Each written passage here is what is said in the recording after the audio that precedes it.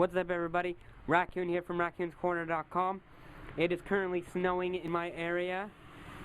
As you can see by all this, we have a snowstorm warning in effect, I think until 10 p.m. tonight. I'm not sure. I've heard that the roads were covered, but I'm not sure. Let me just take you around here and see what's up. So, PC Addicts headquarters, you know, I don't know, they might get snow.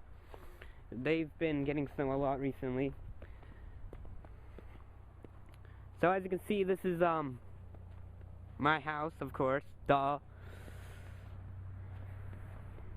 Might get some snow plows out here to come in clear this.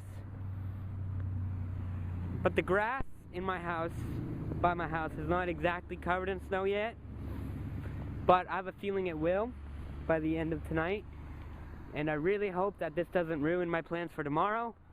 And let me just take you around back. Look at that nice cat in the window. I call him Ninja Cat, Pedophile Cat, because that's just what I call him. This is the backyard of my house. The grass is still showing, as you can see. So, yeah.